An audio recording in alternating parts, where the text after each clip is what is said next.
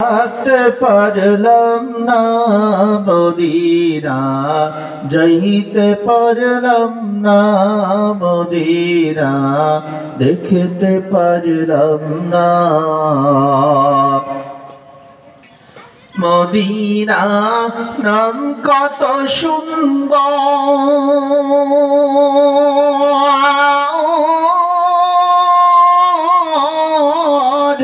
Medina কেড়েছে অন্তর। পাখির নাই ডানা থাকলে, পাখির নাই ডানা থাকলে, যেতাম মদিনায় মদিনা, যাইতে পারলাম না মদিনা, দেখতে পারলাম না। আমি অসহায় তাই এত দূরে রই, আমি অসহায় তাই এত দূরে রই, শুধু সালাম জানাই মদিনা, যাইতে পারলাম না মদিনা, দেখতে পারলাম না মদিনা, যাইতে পারলাম না মদিনা, দেখতে পারলাম না। সম্মানিত এলাকাবাসী, আমরা যাহারা দিকে সেদিকে ঘোরাফেরা করতেছি, দ্রুত আমরা সকলেই জান্নাতের বাগিচায় চলে আসি।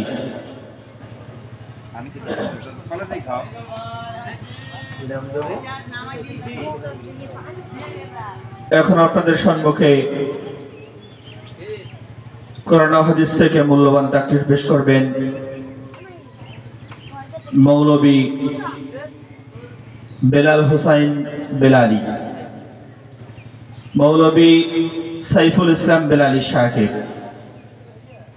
আমি হযরতকে তার মূল্যবান নসিহত করার জন্য সবিনয় অনুরোধ জানাচ্ছি।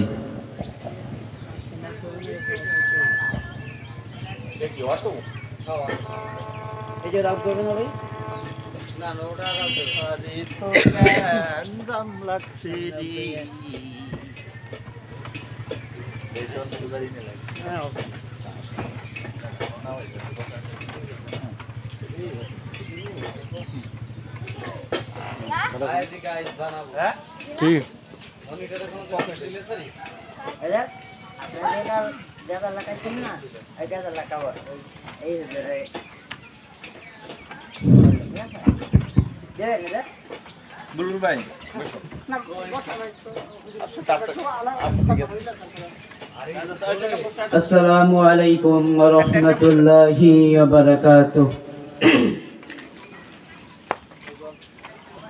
الحمد لله نحمده ونصلي على رسوله الكريم. أما بعد، فأعوذ بالله من الشيطان الرجيم.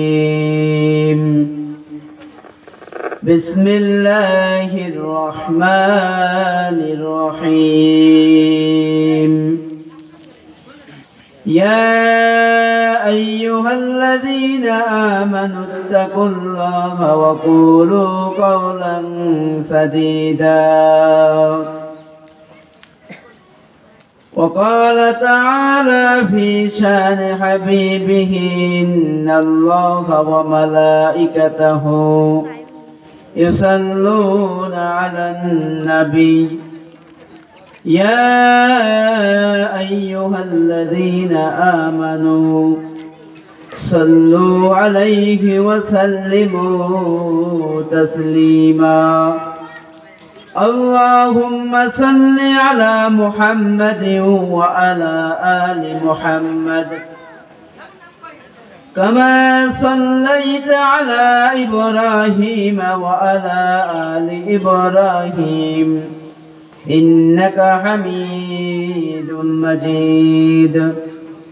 اللهم بارك على محمد وعلى آل محمد كما باركت على إبراهيم وعلى آل إبراهيم إنك حميد مجيد. لا إله إلا الله لا إله إلا الله لا إله إلا الله لا إله إلا الله لا إله إلا الله لا إله إلا الله لا إله إلا الله محمد رسول الله صلى الله عليه وسلم.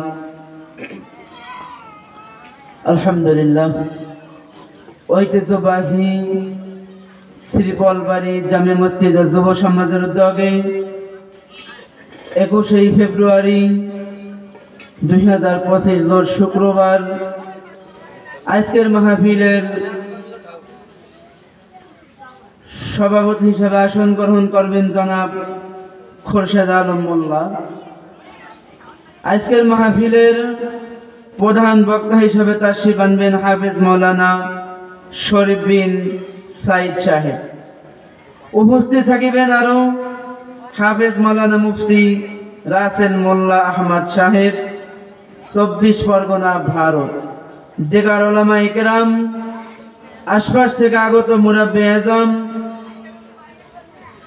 সমবয়সী যুবক ভাইরা, পর্দার আড়ালের অবস্থানদাতা আমার সম্মানিত মা ও বোনেরা, আল্লাহ পাক রব্বুল আলামিনের দরবারে শুকরিয়া আদায় করি যে আল্লাহ পাক রব্বুল আলামিন আমাকে আপনাকে দুনিয়াবি প্রতিকূল পরিবেশ থেকে অনুকূল পরিবেশে নিকৃষ্ট জায়গা থেকে উৎকৃষ্ট জায়গায় কোরআন হাদিসের মজলিসে হুজুর পাক সাল্লাল্লাহু আলাইহি সাল্লাতু ওয়াসাল্লামের তরিকার মজলিসে আসার ও বসার, কোরআন ও হাদিসে কিছু কথা শোনা ও বলার যে রব্বুল আলামিন তৌফিক দান করেছেন, আল্লাহ পাক রব্বুল আলামিনের দরবারে শুকরিয়া আদায় করি আলহামদুলিল্লাহ। আজকের মাহফিল এলাকাবাসীর জন্য একটা বড়ই সুসংবাদ আছে। এখানে জান্নাতি বাগান, যেখানে কোরআন হাদিসের বয়ান হয় সেই মজলিসকে জান্নাতি বাগান বলা হয়। গতকালও এখানে জান্নাতি বাগান ছিল না, আগামীকালও থাকবে না। আজকে এখানে জান্নাতি বাগান, আজকে এখানে জান্নাতি বাগান হতে পেরেছে। মাইকের আওয়াজ আমরা শুনতে পাইতেছি ঘর থেকে, মনে করতেছি যে ওয়াজ তো ঘরে বসেই শোনা যায়, তাহলে আবার কেন যাব সেখানে হাইকে। এখানে আসার, এখানে বসার যে কত বড় ফজিলত, কত বড় সওয়াব, যদি এইটা যদি আমরা জানতাম সকাল থেকেই এখানে বসে থাকতাম। আল্লাহ পাক রব্বুল আলামিন যাদেরকে তৌফিক দিবেন তারাই জান্নাতি বাগানে বসতে পারবেন, তারাই জান্নাতি বাগানে আসতে পারবেন। আর যাদেরকে আল্লাহ পাক রব্বুল আলামিন তৌফিক দিবেন না, তারাই জান্নাতি বাগানে বসতে পারবেন না। তৌফিক কি জিনিস এইটা আমাদের বোঝা লাগবে। আল্লাহ যাদেরকে হেদায়েত দিবেন এইটা আমাদের বোঝা লাগবে। আল্লাহ যাদেরকে হেদায়েত দিবেন, যাদেরকে তৌফিক দিবেন, তারাই জান্নাতি বাগানে বসতে পারবেন। আর যাদেরকে আল্লাহ পাক রব্বুল আলামিন তৌফিক দিবেন না, হেদায়েত দিবেন না, তারাই জান্নাতি বাগানে বসতে পারবেন না। হযরত মুসা আলাইহিস সালাতু ওয়াস সালামের জামানায় মুসা আলাইহিস সালাতু ওয়াস সালামের কওমের লোকেরা বলতেছে, মুসা আপনি যে দৈনিক বয়ান করেন আল্লাহ তৌফিক দিলে দৈনিক আপনি কথা বলেন, আল্লাহ তৌফিক দিলে সবই হবে, কিন্তু তৌফিক জিনিসটা কি এটা তো বুঝতে পারি নাই। তৌফিক কি জিনিস? আল্লাহ তাআলা যাদেরকে বুঝ দেবেন তারাই জান্নাতি বাগানে বসতে পারবেন। মুসা আলাইহিস সালাতু ওয়াসসালামকে বলতেছে, হে মুসা আপনি দৈনিক বলেন তাওফিক কি, আমরা তো বলতে পারি না। তাওফিক জিনিসটা কি? আসলে তাওফিক এমন একটা জিনিস, হেদায়েত এমন একটা জিনিস, হেদায়েত মানুষের হাতে না, হেদায়েত একমাত্র আল্লাহর হাতে। মুসা আলাইহিস সালাতু ওয়াসসালাম বলতে পারেন না তাওফিক কি জিনিস। হযরত মুসা আলাইহিস সালাতু ওয়াসসালামের ঘটনা তো আমরা সকলেই জানি। মুসা আলাইহিস সালাম আল্লাহর সঙ্গে তর্ক বিতর্ক করত। একদিন মুসা নবী আল্লাহর সঙ্গে দেখা করতে গিয়ে বলতেছে, আল্লাহ আমার কওমের লোকেরা আমাকে জিজ্ঞাসা করেছে তাওফিক কি, আমি তো বলতে পারি নাই, আপনি আমাকে একটু তাওফিকটা বলেন। আল্লাহ তাআলা সঙ্গে সঙ্গে হেসে দিয়ে বলতেছে, মুসা এত সামান্য একটা জিনিস তুমি বলতে পারো নাই। আল্লাহ তাআলা বলতেছে, মুসা তাহলে তুমি বলো তো তোমার নামটা কি? মুসা আলাইহিস সালাতু ওয়াসসালাম আল্লাহকে বলতেছে, মুসা তোমার নাম কি? মুসা আলাইহিস সালাতু ওয়াসসালাম সঙ্গে সঙ্গে হেসে দিল।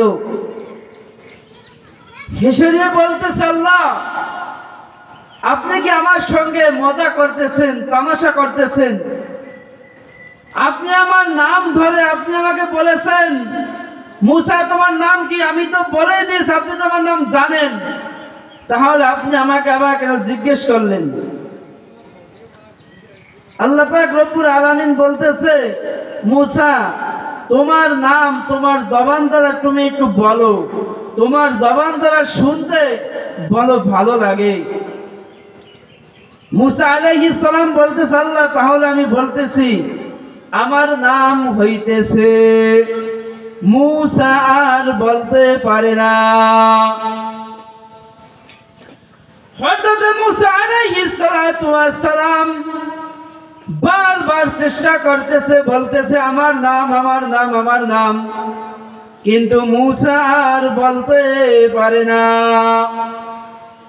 অনেক কয়েকবার চেষ্টা করার পরে মুসা আলাইহিস সালাতু ওয়াসসালাম বলতেছে আমার নাম হইতেছে মুসা। আল্লাহ পাক রব্বুল আলামিন বলতেছে, মুসা কি হলো কি হলো?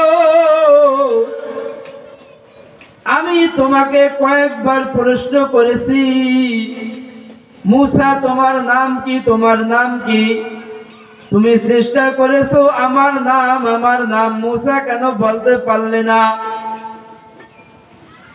হযরত মুসা আলাইহিস সালাতু ওয়াসসালাম আল্লাহকে বলতেছে, আল্লাহ আপনি আমাকে কয়েকবার জিজ্ঞাসা করেছেন, আমি বলতে পারি নাই আমার নাম মুসা। আমি অনেক কয়েকবার চেষ্টা করার পরে আমি বলতে পেরেছি আমার নাম মুসা। এর কারণ কি? আল্লাহ পাক রব্বুল আলামিন বলতেছে, মুসা তুমি যে আমাকে প্রশ্ন করেছো তাওফিক কি, হেদায়েত কি জিনিস, আমি আল্লাহ পাক রব্বুল আলামিন আমি তোমাকে যখন হেদায়েত দিয়েছি, তাওফিক দিয়েছি, তোমার জবান দ্বারা তোমার নাম তুমি বলতে পারছো। আর আমি আল্লাহ পাক রব্বুল আলামিন যখন তোমাকে তাওফিক দি নাই, হেদায়েত দি নাই, তুমি তোমার নাম জবান দ্বারা বলতে পারো নাই। ঠিক আল্লাহ পাক রব্বুল আলামিন যাদেরকে তাওফিক দিবেন তারাই শ্রীফলবাড়ি জামে মসজিদের মাহফিলে আসতে পারবেন। আর যাদেরকে আল্লাহ পাক রব্বুল আলামিন তাওফিক দিবেন না তারাই বাজার ঘাট দিয়ে দোকানপাট দিয়ে ঘোরাফেরা করতে থাকবেন। আল্লাহ পাক রব্বুল আলামিনের খাঁটি বান্দা হইতে হইলে জান্নাতি বাগানে এসে বসা লাগবে। আর যদি মনে করেন না জান্নাতি বাগানে বসবো না, তাদের মতো কপাল পোড়া হতভাগা কেউ হবে না। আল্লাহ পাক রব্বুল আলামিন যাদেরকে তৌফিক দেবেন তারাই জান্নাতি বাগানে বসতে পারবেন।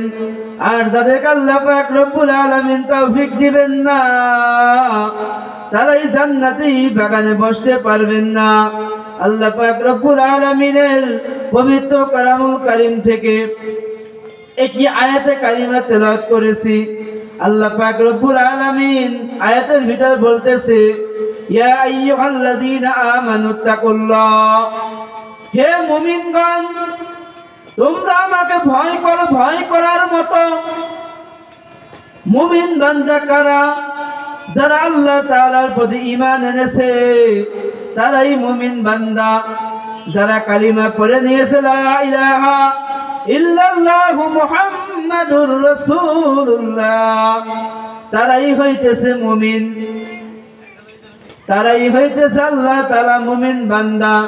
শুধু কালিমা পড়লেই হবে না, কালিমা তো হিন্দু পড়তে পারে, বৌদ্ধ পড়তে পারে, তারাও তো কালিমা পড়তে পারে, তারা কি মুসলমান না? তারা কিন্তু মুসলমান না। আমি আপনার কালিমা পড়ে নিয়েছি লা ইলাহা ইল্লাল্লাহু মুহাম্মাদুর রাসূলুল্লাহ, যাতে করে আমাকে মুসলমান বলে, যাতে করে আমাকে খ্রিস্টান না বলে, যাতে করে আমাকে ইহুদি না বলে, যাতে করে আমাকে নাসারা না বলে, এই জন্য মুখে কালিমা পড়ে নিয়েছি লা ইলাহা ইল্লাল্লাহু মুহাম্মাদুর রাসূলুল্লাহ। আল্লাহ তাআলা এক, নবী সাল্লাল্লাহু আলাইহি সাল্লাতু ওয়াসাল্লাম আল্লাহ তাআলার রাসূল। এই কথা যখন স্বীকার করে যখন নিয়েছি, আমার আপনার প্রতি আমি আপনি খাঁটি বান্দা হয়ে গিয়েছি। আল্লাহ পাক রব্বুল আলামিন মুমিন বান্দাদেরকে ডেকে বলতেছে, ইয়া আইয়ুহাল্লাযীনা আমানুত্তাকুল্লাহ, হে মুমিনগণ তোমরা আমাকে ভয় করো। ভয় করা লাগবে কাকে? আল্লাহ তাআলাকে ভয় করা লাগবে। আজকে আল্লাহ তাআলার ভয় অন্তরে না থাকার কারণে আল্লাহ তাআলার হুকুম নামাজ আদায় করতেছি না, রোজাগুলো রাখতেছি না। এই যে সামনে আসতেছে রমজান মাস, রমজান মাসের রোজাগুলো আমাদের রাখা লাগবে। আল্লাহ পাক রব্বুল আলামিনকে ভয় করা লাগবে। আজকে আল্লাহ পাক রব্বুল আলামিনকে ভয় করতেছি না। আজকে আল্লাহ পাক রব্বুল আলামিনকে ভয় যদি করতাম, আল্লাহ পাক রব্বুল আলামিন আমাদের ভিতরে আবার শান্তি ফিরিয়ে দিত। ওয়াকুলু কাওলান সাদীদা, এবং কোরআনুল কারীমের সিধা কথাগুলো বলা লাগবে, কোরআনুল কারীমের হক কথাগুলো বলা লাগবে। আজকে দেখা যায় উচিত কথা যদি কই পিঠের উপর দিয়ে যাবে মই, উচিত কথা যদি কই পিঠের উপর দিয়ে যাবে মই। এই আনন্দে কিছু মানুষ কোটালি পাড়ার স্পেশাল দই কিনে খাবে, ঠিক কিনা? আজকে দেখা যায় হক কথা যখন বলা হয়, ইমাম সাহেব যখন মসজিদে মেম্বারের উপর দাঁড়িয়ে যখন হক কথা যখন বলা হয়, ইমাম সাহেব যখন সুদের বিরুদ্ধে ওয়াজ করে, মুসাল্লিরা বলে হুজুর আসসালামু আলাইকুম, আপনার চাকরি শেষ। কি বলে না? বলে। আজকে দেখা যায় হক কথা বলো তিতা জিনিস, আজকে হক কথা গায়ে লেগে যায়। আজকে হক কথা না বলার কারণে আজকে আলেম ওলামার হক কথা বলতেছে, কিন্তু আমরা কোরআন মানতেছি না। কোরআন না মানার কারণে আজকে আমরা ধ্বংসের মধ্যে পড়ে রইলাম। আল্লাহ পাক রব্বুল আলামিন বলতেছে, ওয়াল আসর, সময়ের কসম, যুগের কসম, সময়কে কাজে লাগাও। আল্লাহ পাক রব্বুল আলামিন সময়ের প্রতি কসম কে বলেছে, সময়কে তোমরা কাজে লাগাও। আজকে আল্লাহ পাক রব্বুল আলামিন আমাদের সময় দিয়েছে 60 বছর, 70 বছর বা 50 বছর। আল্লাহ পাক রব্বুল আলামিন আমাদের বয়স দিয়েছে, এই সময়টুকু আমাদের কাজে লাগানো লাগবে। আজকে আমরা সময়কে কাজে লাগাইতেছি না। এখন মনে মনে বলতেছি, আমি তো এখনো যুবক, আমার তো এখন মুখে দাঁড়িয়ে ওঠে নাই। সময় হলে নামাজ আদায় করব, সময় হলে রোজাগুলো রাখবো, সময় হলে আল্লাহ পাক রব্বুল আলামিন ইবাদত বندگی করব। নবীজি সাল্লাল্লাহু আলাইহি সাল্লাতু ওয়াসাল্লামের একজন বৃদ্ধ সাহাবী বয়স একটু বেশি হয়ে যাওয়ার কারণে দেখবেন অনেক মুরব্বী বাবাজিরা আছেন যাদের বয়স একটু বেশি হয়ে যায়, মাথা কুঁজো হয়ে যায়। একজন বৃদ্ধ সাহাবী রাস্তা দিয়ে হাঁটতেছে আর পথের দিকে তাকাই তাকাই কি যেন খোঁজাখুঁজি করতেছে। এলাকার যুবকেরা বলতেছে, ও মুরব্বী আপনি কোন জিনিসটা খোঁজেন? তখন এই বৃদ্ধ সাহাবী বলতেছে, আমার একটা দামি সম্পদ হারিয়ে গিয়েছে, আমার একটা দামি সম্পদ হারিয়ে গিয়েছে, ওই জিনিসটা আমি খুঁজতেছি।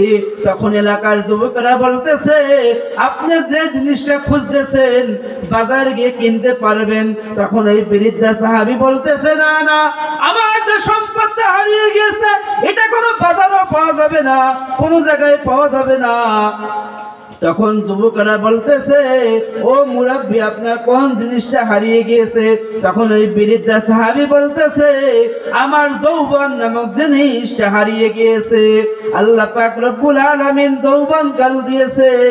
দেখবেন বৃদ্ধা মানুষ বৃদ্ধা কালে কোনো কাজ সঠিকভাবে করতে পারে না, নামাজ আদায় করে রুকু হয় না, সিজদা হয় না, তাসবিহ তাহলিল ঠিক মতো আদায় হয় না। এই কারণে আল্লাহ পাক রব্বুল আলামিন আমাদের যৌবন কাল দিয়েছে। আমাদের যৌবন কাল কাজে লাগানো লাগবে, আমাদের সময়কে কাজে লাগানো লাগবে। আল্লাহ পাক রব্বুল আলামিন সময়ের প্রতি নিজে কসম দিয়ে বলতেছে, বান্দা তুমি তোমার সময়কে কাজে লাগাও, তোমার সময়কে কাজে লাগাও। সময় যদি কাজে না লাগাও, দেখবা কিভাবে সময় যে ফুরিয়ে যাবে, এইটা কিন্তু চিন্তা ফিকির করতেও পারবা না। একজন বাদশার দেশে একজন জেলেরা কি করে? মাছ ধরে। একজন জেলে দৈনিক সমুদ্রে যাইতো মাছ ধরার জন্য, দৈনিক মাছ ধরতো, দৈনিক প্রতিদিন জেলে মাছ পাইতো। কিন্তু একদিন সন্ধ্যা হয়ে আসলো, সমুদ্রে আর মাছ পাইতেছে না।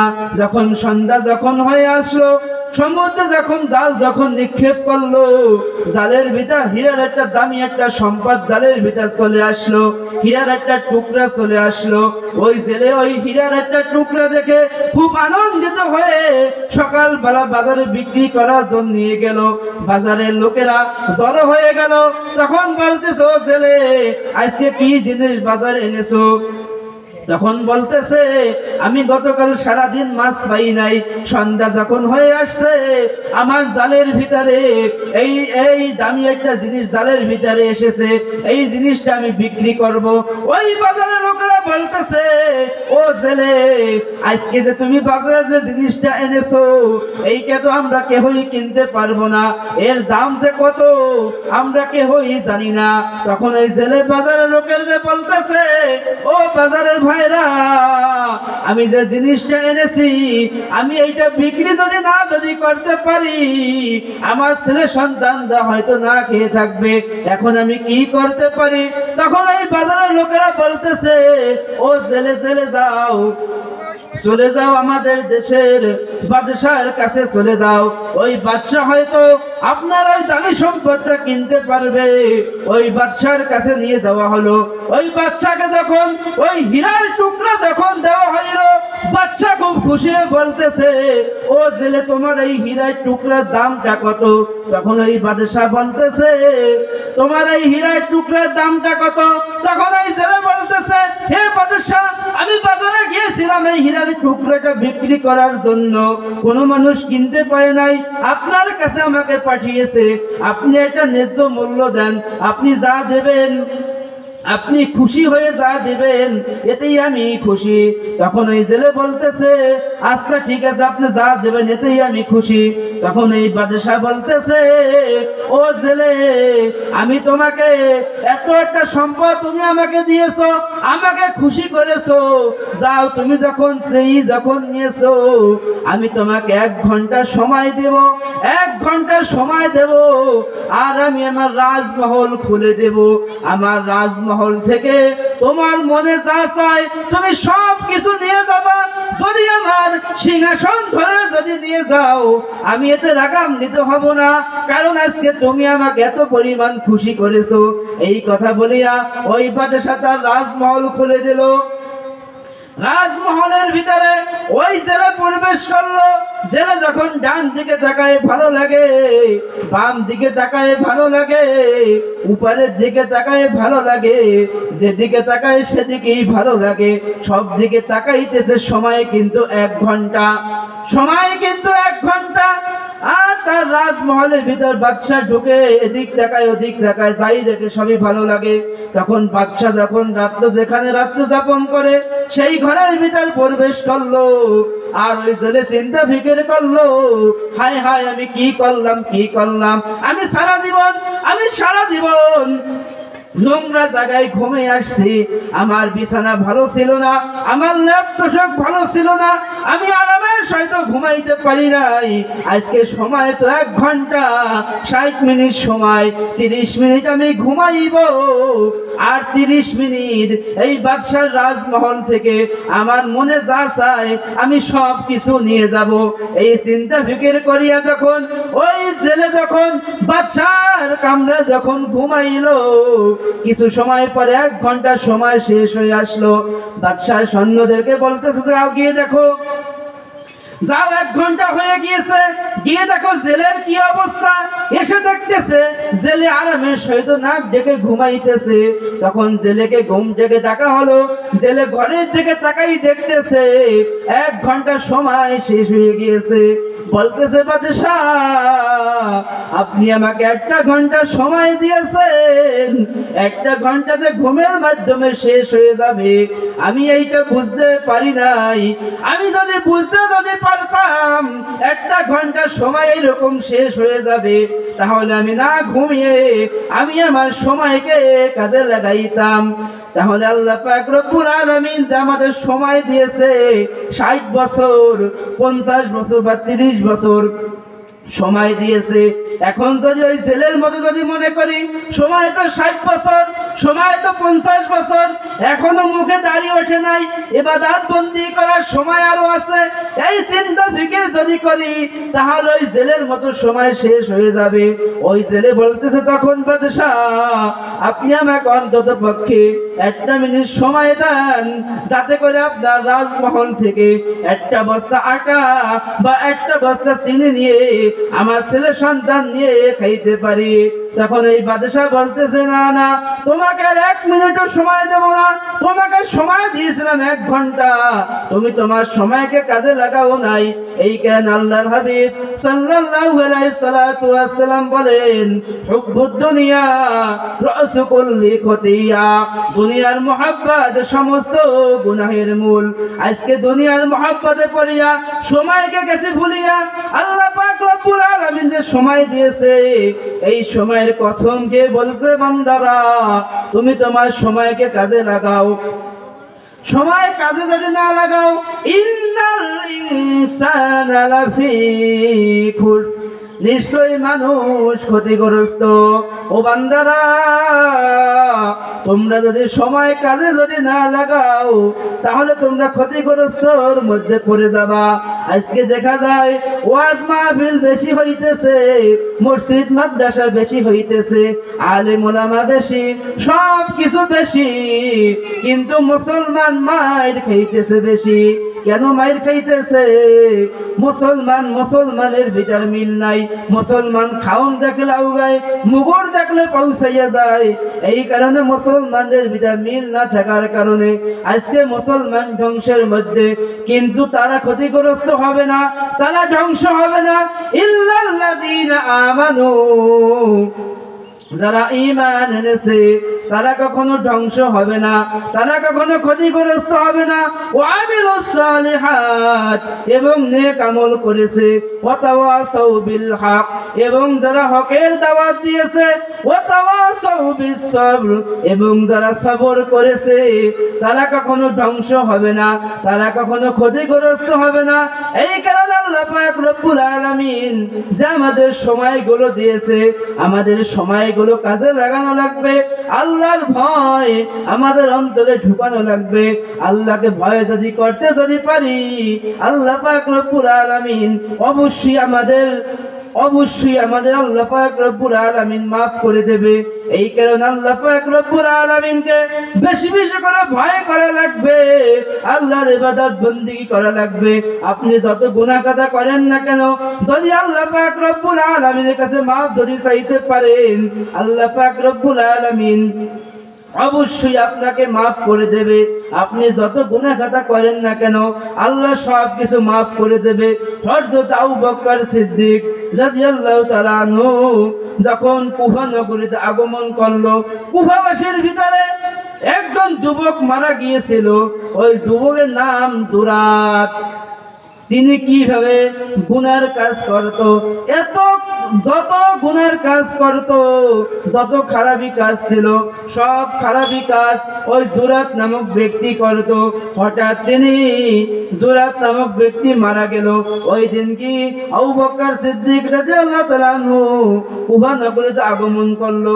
কুফা নগরীতে যখন আগমন করলো, তখন কুফাবাসীরা বলতেছে, ও আবু বকর, আপনি এসেছেন, আমরা তো খুব ভাগ্যবান, আমরা তো খুব ভাগ্যবান। আমাদের এলাকায় একজন মানুষ মারা গিয়েছে, নাম তার জুরাত। চলেন, আপনি ওই ব্যক্তি জানাজার নামাজ আদায় করাইবেন, আপনি ওই ব্যক্তির জানাজার নামাজ আদায় করাইবেন। আমাদের এলাকায় একজন যুবক মারা গিয়েছে।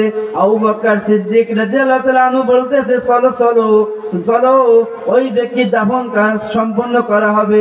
আবু বকর সিদ্দিক রাদিয়াল্লাহু তাআলা আনহু যখন ওই জুরাত নামক ব্যক্তি জানাজার নামাজ আদায় করানোর পরে আবার যখন ফিরে আসতেছে, রাস্তা দিয়ে ফিরে আসতেছে, তার পিছন দিক থেকে একজন কে যেন তার পাঞ্জাবি, তার জুব্বা মোবারক কিনে ধরতেছে।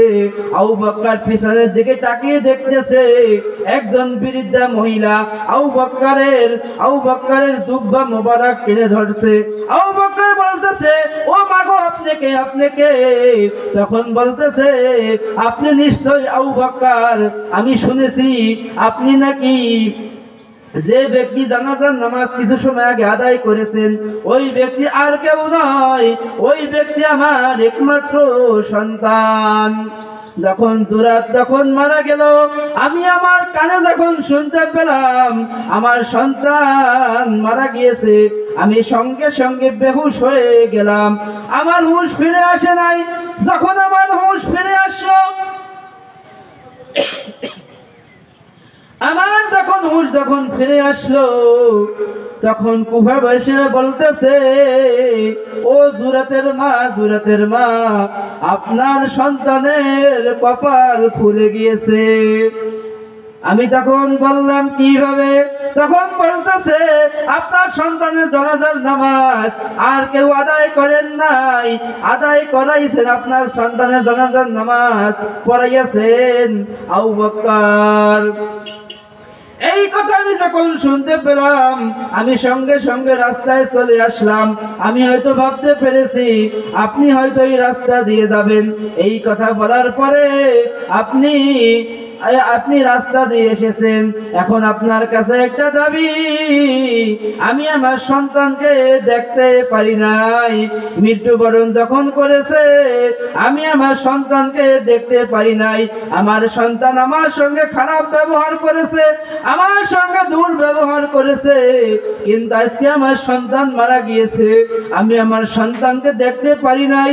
আপনি তো একজন বুজুর্গ মানুষ, আপনার কাছে একটা দাবি, আমি আমার সন্তানকে একটা নজর আমি দেখতে চাই। আবু বকর সিদ্দিক সঙ্গে সঙ্গে বলতেছে, না না, শরীয়তে তো বৈধ নয়, আপনার সন্তানকে দেখানো যাবে না।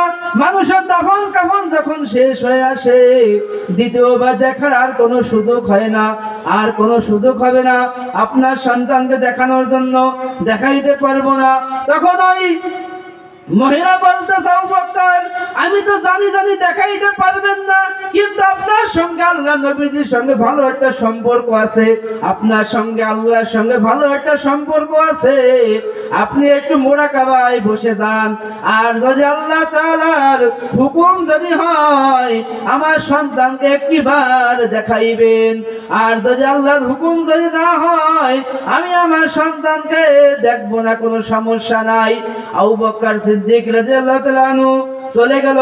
রাত্রবেলা যখন ঘুমাইলো, ঘুমের মাধ্যমে হুকুম চলে আসলো জুরাতের কবর খনন করা হোক। এর পরের দিন আবু বকর সিদ্দিক রাদিয়াল্লাহু তাআলা আনহু আবার এই কুফা নগরীতে চলে গেল। কুফা নগরীতে গিয়ে বলতেছে, হে কুফাবাসীরা, তোমরা এদিকে আসো।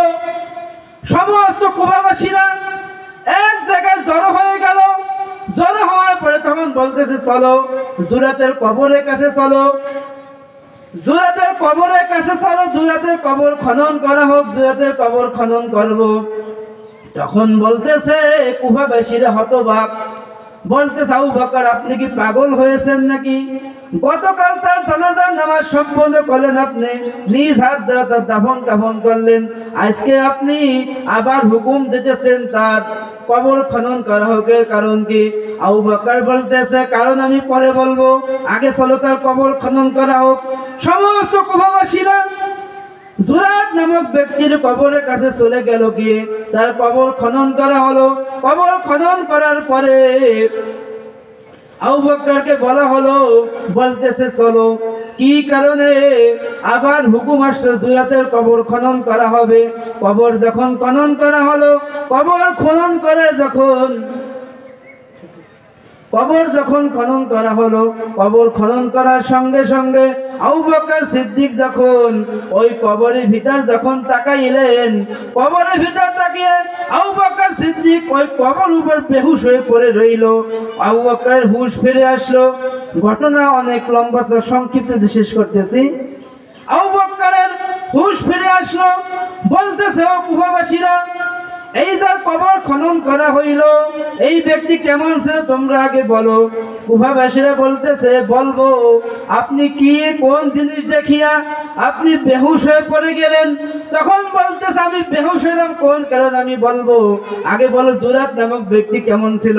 তখন বলতেছে জুরাত নামক ব্যক্তি তেমন ভালো ব্যক্তি ছিল না, দুনিয়ার কত খারাপি কাজ, সব খারাপি কাজ ওই জুরাত নামক ব্যক্তি করতো, সবই খারাপি কাজ করতো। আবু বকর বলতেছে না, তোমরা যে কথা বলতেছো আর আমি কবর ভিতরে যে জিনিসগুলো দেখেছি কাজের সঙ্গে আমি মিল পাইতেছি না। তখন বলতেছে না না, তোমরা